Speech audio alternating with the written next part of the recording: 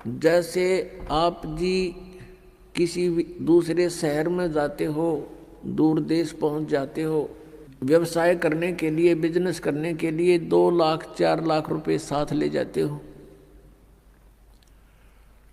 और वहां जाकर के आपने किसी धर्मशाला में या रेस्टोरेंट में कमरा बुक करा लिया। यहां तक तो उद्देश्य था सही, आपने जो क्रिया की बिल्कुल ठीक की।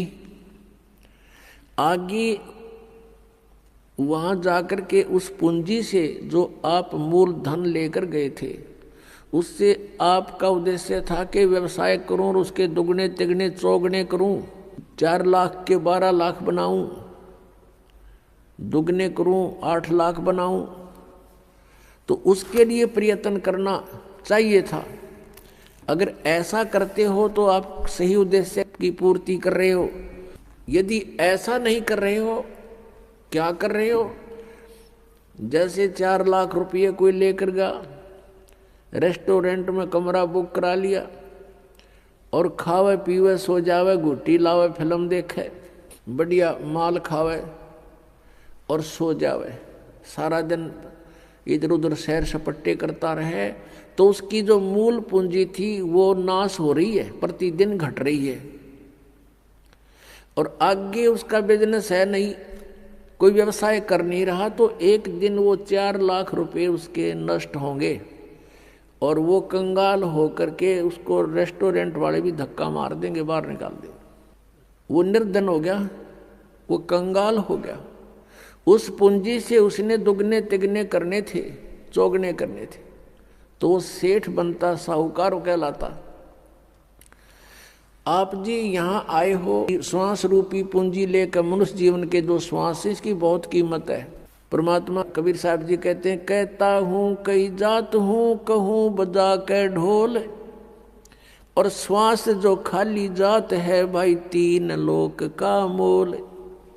एक मनुष्य जीवन के श्वास की इतनी कीमत है, 3 लोक, पृथ्वी लोक, स्वर्ग लोक और पाताल लोक, इनके बराबर इसकी कीमत समझ लो एक श्वास की।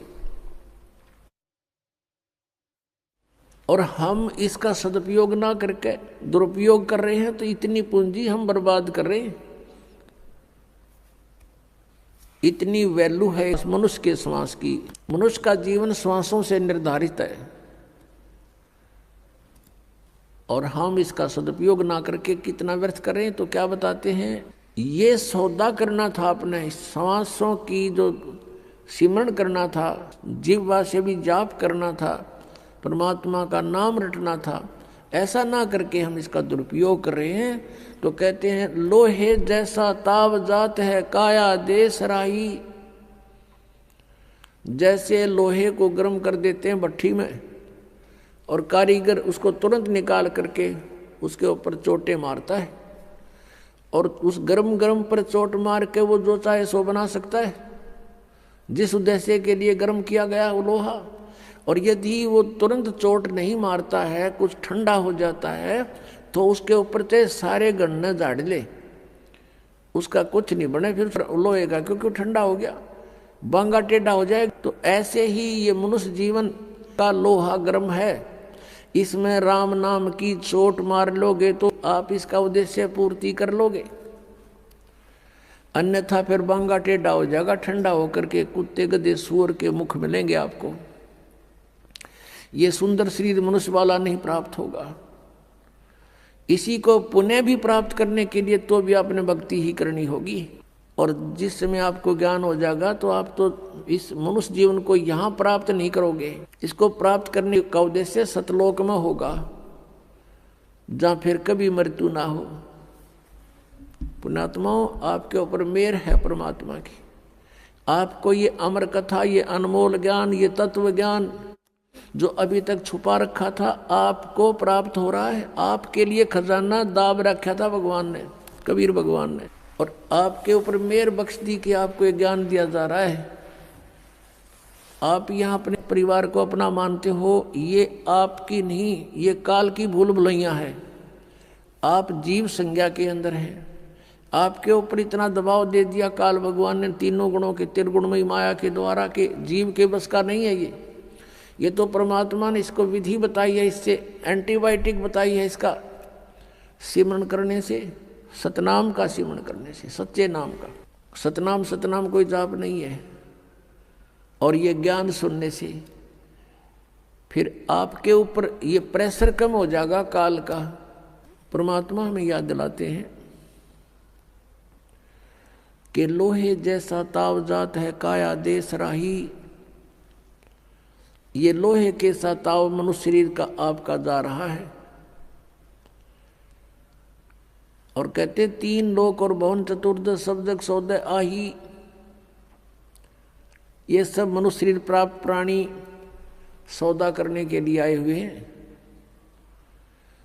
और कहते दुगने तिगने किए चौगने किन्हु मूल गवाई। पुण्यात्मा है, समझदार है, जिनको ज्ञान हो गया, उन्होंने तो दुगना तिगना चौगुना कर लिया इस मनुष्य जीवन से। और किन्हु मूल गवाही, जो सद्भक्ति नहीं करते या भक्ति बिल्कुल नहीं करते, उन्होंने तो अपनी मनुष्य जीवन की ये धन, ये मूल पूंजी नाश कर लिया। किन्हु मूल गवाही। पुण्यात्मा जो भक्ति नहीं करता वो तो अपना जीवन नाश कर ही रहा है। और जो शास्त्र विधि को त्याग कर मनमाना पूजाएं करता है, नकली गुरुओं से साधना, नकली नामों का जाप कर रहा है, वो भी अपना जीवन नाश कर रहा है। वो उसी के तुल्य है जो भक्ति नहीं कर रहा है। एक रोगी है, औषधि नहीं खा रहा है, उसका तंदुरुस्त मृत्यु है। और दूसरा रोगी औषधि खा रहा है, नकली खा रहा है, तो उसकी भी मृत्यु डेफिनेट है, उसका ट्रीटमेंट नहीं है।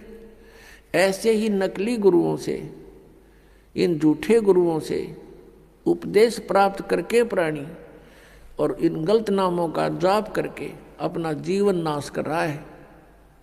तो दोनों ही एक जैसे हैं, वो अंत दोनों का वही होगा।